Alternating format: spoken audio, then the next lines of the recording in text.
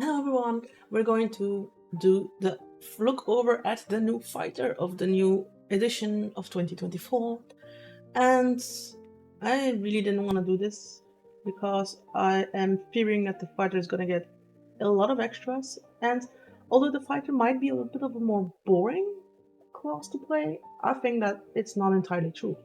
Fighter was the class to dip in. If you wanted a cool fighting style, if you wanted a little extra, you usually multiclassed into, for example, 2-3 levels of fighter, or even one level could do wonders for your class. But I think that some of the Eldritch Knight was a very good class. There was nothing wrong with that class. The Battle Master was also very good. Maybe the other ones were a little bit less, but with the new edition, they get improved, they get evolved. I'm just afraid of the fighting styles because I think it's just going to complicate things too much. But I do want to give the fighter a honest chance, so how about I just go over everything, see what I think is going to be important for the GM and for the games.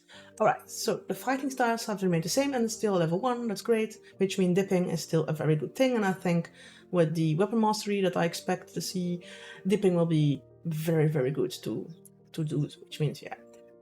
So, for now, let's see the fighting styles at 1, they're all feats now, with a prerequisite that requires a specific fighting style to be picked up. That is great. That does limit a little bit about what you can do. At level 1 you get one of these feats, and each time you gain a fight level you can swap your choice. Yeah, I get why, but if you have a character concept, this is, I think, very min-maxy. If you have a character concept of a sword master, I don't think you're gonna want to change, because they'll just go for the optimal build. They're not gonna go for, I'm a sword master, so I'm gonna train with sword, or I'm a trident gladiator, so I'm gonna go with trident. They're just gonna pick what's best.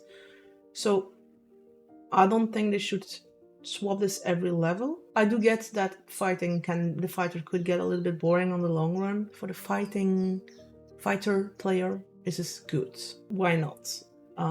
I just think character concept wise it's a little bit weaker, because I know I am a min-maxer and a lot of my players are min-maxers. It's gonna be min-maxed. Right, second win, you get 2 uses, and as you level up, each short rest you regain 1 use of a feature, and the long rest you gain all users. Okay, second win, it's good that it's more than 1, because 1 was very limiting, and usually if you rolled bad, it was painful. You regain 1 per short rest. I think it's great in storytelling in the narrative way, and I think in gameplay it's not gonna be the worst. I think it's gonna be important to, as a DM, to manage short rests a lot more, because now a lot more characters and classes get a little bit more during the short rest. But that's in itself, it's not too bad, because I think you should be sparing with your short rest and with your long rests. So if you play a very large siege and you have 1 or 2 short rests, this might make the fighter a little bit more consistent. So I don't hate the change. Actually think that's a very good change, and the second wind needed at least a second use. Custom weapon mastery. Alright. Greatsword Grace. With the Greatsword Mastery property, Grace, you damage enemies even if you miss them with attacks. Yeah, that's the one I don't like. The damage is equal to the ability score and fire used to make the attack. You make sure you pump your strength to make even those misses hurt. Okay, +5. Still, you usually start with a proficiency of +2, +3. That means that you can basically you can basically get those first level monsters so easily. I really don't like the always damage part.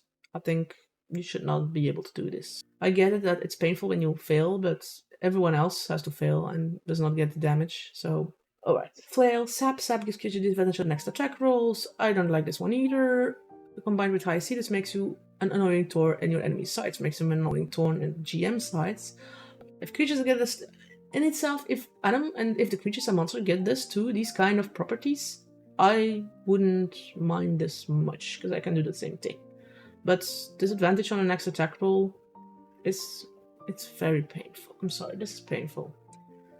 Javelin, need to slow down the distance, target by 10 feet until your next turn when you hit. Yeah, okay. all these things are things that could be done with levels 1 spells. And that is something that, again, maybe it's because I'm a spellcaster player mostly, but it feels like they are dangerously going to the territory of control. It is, like I say, I like the features, and the idea of the features is nice. I just think that it's a little bit too strong. I think as a DM, you're gonna want to have advantage on things. I will not feel as bad as to put up a creature that has advantage to hits. But I think that the 1/2 raptors are not a big threat now. If you have a flail, they will not have not advantage. All right, but yeah, I mean, it's not purely as a fighter. This is great. This is amazing. Alright, let's go to the other things. Let's see what other goodies they get. When you fail an ability check, Tactical Mind. When you fail an ability check, you can expend one use of Second Wind to regain 1d10 to add to the roll. Plus your Second Wind is expended if you still fail. Ah, okay. So, if you, for example, have 2 Second Wind uses, you can say, okay, I'm gonna use one to add a... If you're gonna fail ability check, so you have to actually fail it to gain 1d10 to roll. So for example, you have a 12 for a investigation, because I think fighters do go into intelligence, and you roll a d10, and it's +1. It's 13. Sorry, you need a 15. Oh, okay. I still fail. Okay, but my use is not used up. This is good. I think this is an amazing change. This makes it very interesting for the fighter to not just be a combat, and it's limited because of the Second Wind, which also means if you no longer have a Second Wind use, you cannot use this. I think this is a good change. It's really nice. You only have it 2 or 3 times. So yeah, this is a great change. Love it. The Tactical Mind, yes. The subclasses I'll go over later, like always. Tactical Shift, level 5. Your caster buddies can pummel across battlefield, which you can't risk an attack opportunity, or do this use Second Wind as a bonus action. Right, so the Second Wind is gonna be a bit more like Tactical. Okay, with Tactical Shift, use your Second Wind, allow you to move half your speed up, part of the bonus action, and you don't provoke an opportunity attacks. Woo, this is a monk. It's good. For a fighter, it's good to do this, but now I'm wondering about the monk. What will the monk have? Because the fighter has this. For a fighter, it's great. It's also part of a bonus action, so you have a little bit more to do with bonus actions. It also means one less attack, so you have to balance it. Is it worth it? Is it not worth it to move? But I think it's always good to be able to put your fighters where they need to be. So this is great. Indomitable, level 9. The feature now lives up to its name. When you fail a saving throw, you can reroll with a bonus equal to your fighter level. 1 hour later. At level 9, you will no longer have, unless it's a critical 1, you will no longer be dominated. Or it's a saving throw. It doesn't even say death saving throw, because death saves are saving throws. It's incredible. This is a little bit too incredible. This means if you, this means that also mentally a fighter is no longer able to be stopped.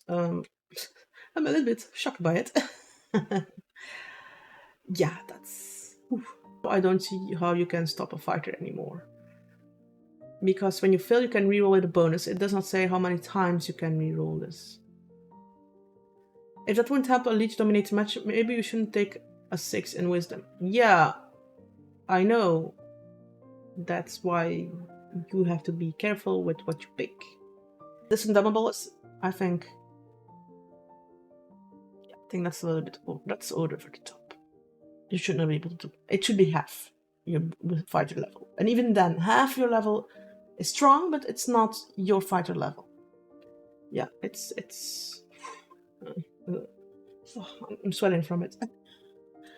Alright, Tactical Master at level 9. Dial up your masteries. Push 10 feet away in a straight line. No ability check or saving throw required. I do hope one thing. You have a lot of things that moves characters without their will. So now there should be a rule about what if you push another character into, or a monster, whatever, into another monster or another character. That is an important thing to have now, because it will happen a lot more than before because of all these pushes and these slows. You will have a lot more control over your enemies, which means that you need to have more of that kind of rules, and then you overcomplicate the game again. Yeah, I'm not a big fan of it. I think level 9 for a fighter will be when it peaks. He will peak at 9. Alright, studied attacks, level 13. We all hit sweeping on attacks, blah blah blah blah. If you make an attack against a creature and miss, you get advantage on your next weapon attack against the same creature until the end of your next turn. How many times can you do this? Because otherwise, why are you still rolling? Ooh, I really didn't want to do the fighter. I do not like it. I think this is broken, especially combined with tactical master. Not the pushing itself, but the indomitable and this. Then you have the big boon of the combat price. Increase your ability to go by one maximum of 30. Again, not 30. I don't know if 30 is going to be the new 20 or if it's just above.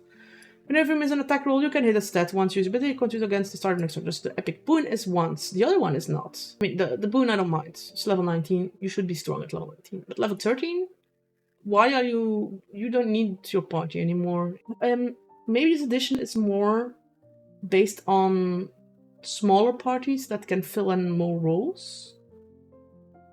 And I'm also gonna say the classes I've seen now, none of them screams to me, I want a multiclass. Or, I think this one again is a great multiclasser with the level 1, second win, fighting style, weapon mastery, amazing.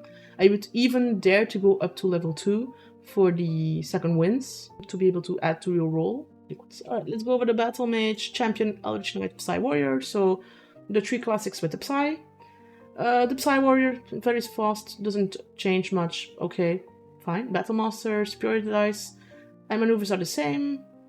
Scaling is the same as Tasha's thing. You could remove a minute observation to see immunities resistance vulnerability.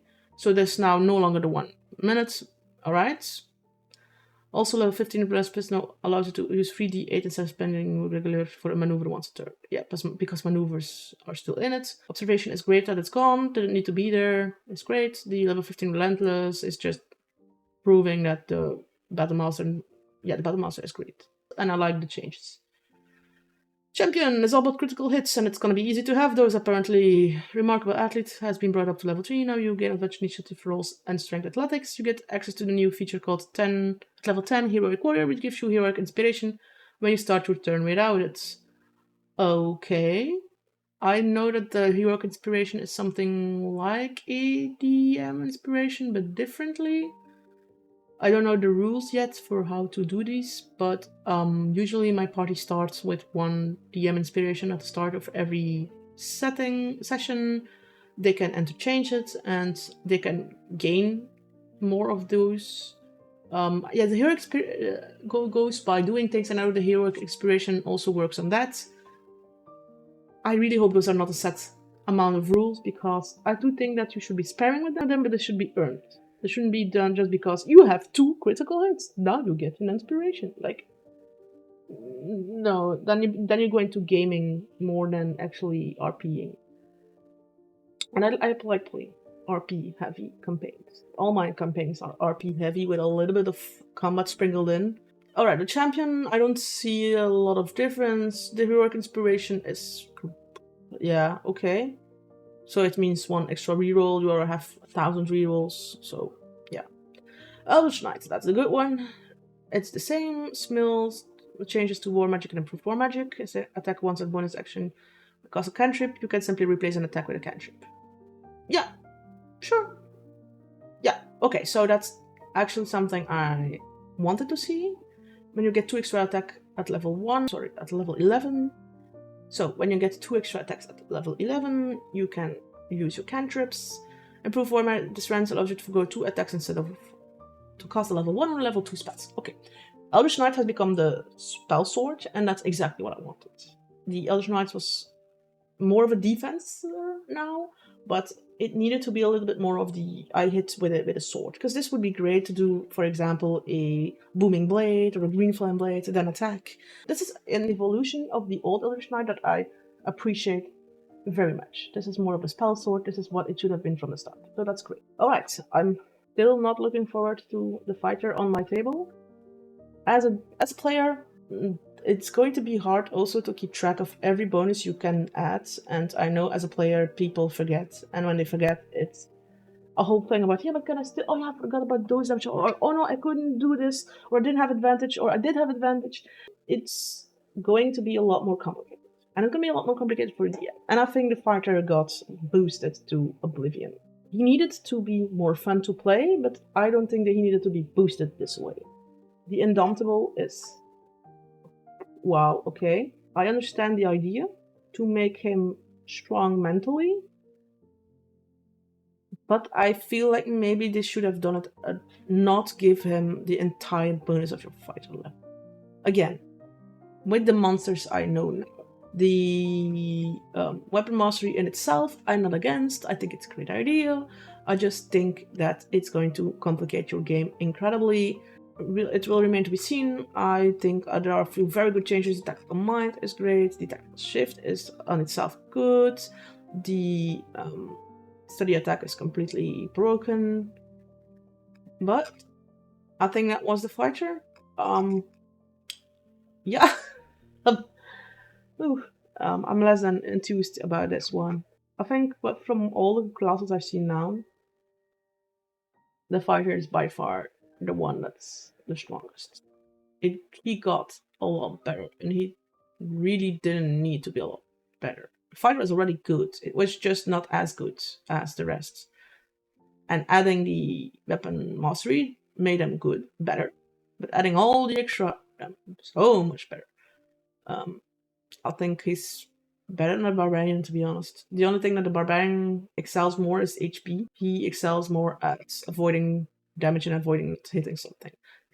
I think if the fighter wants to hit something, he'll hit it, and that's not bad. There is one fear I want to talk about, and that fear is the fear of party. Sometimes you have a party member that becomes a bit of or just annoying because he'll start intimidating anything he sees. He'll start, I want to do this. What are you going to do against me? And then basically flex his muscles. And then as for example, I can't hit him. And a lot of barbarian players, or at least the bad ones I had, they do that. And I think the fighter can do that now too. And I think balancing a class is not just about balancing combat, it's also about balancing what your players can do to each other. I play now with groups that are well-rounded and know each other for years, but if you have players that do not know this, or they do not know each other, and you have a extrovert with a fighter or a barbarian, he might trample, maybe unknowingly, and not out of any bad intention, onto your other players because he's so much stronger than the rest. And I've seen it happen. I've kicked someone out of my party because of it. Because it was his idea and that was it. And then he was a barbarian and then he literally stood over the board and said, "You're gonna do it or not?" Cracking his muscles, intimidating. And after a few times, and I warned him before, stop doing that, it's not good. And after this and other behavior that I don't want to go into, I kicked him out because he was just not changing. I think balancing your players and the balance between classes is also important between your players. But anyway, I've been rambling on for a lot of things and for a lot of time. Like, share, and subscribe. Please comment. What do you think? Do you think I'm exaggerating? Do you think I'm on the right track? What do you think about a fighter? Would you play a fighter? Not everyone wants to play a fighter. Anyway, I would say thank you so much. See you next